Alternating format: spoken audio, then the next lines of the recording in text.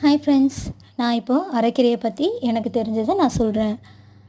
கீரைகள்னாலே ரொம்ப ஹெல்த்தி, ரொம்ப நல்லது உடம்புக்கு.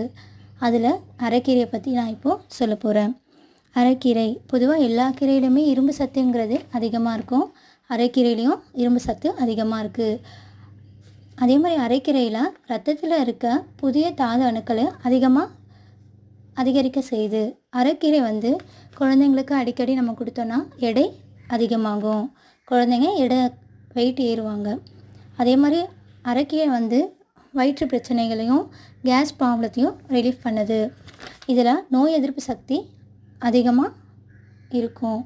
அரைக்கீரை அடிக்கடி நம்ம சாப்பிட்டோன்னா நமக்கு நோய் எதிர்ப்பு சக்தி அதிகரிக்கும். பிரசவத்திற்கு பிறகு குழந்தை பிறந்த பிறகு அந்த தாய்மார்களுக்கு அரைக்கீரை உணவில் அடிக்கடி சேர்த்து வந்தோன்னா அவங்களுக்கு உடம்பு பலம் பெறும். அதே மாதிரி அரைக்கீரை நம்ம கண்களுக்கு ரொம்ப நல்லது.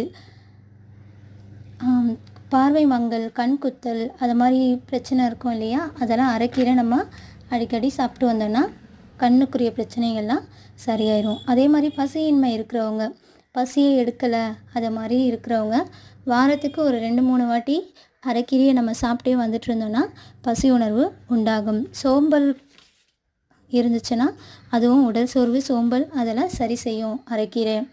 அதே மாதிரி அரைக்கீரை நம்ம உடலில் இருக்கிற நச்சுத்தன்மையை நம்ம சிறுநீர் வழியாக வெளியேற்றுது.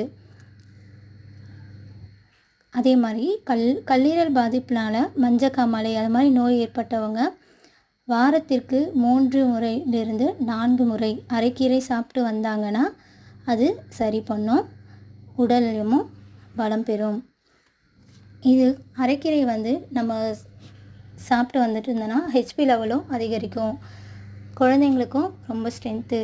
நம்ம வாரத்துக்கு 1 வாட்டியோ இல்லை 2 வாட்டியோ கண்டிப்பாக சேர்த்திக்கலாம். தேங்க்யூ ஃபார் வாட்சிங்.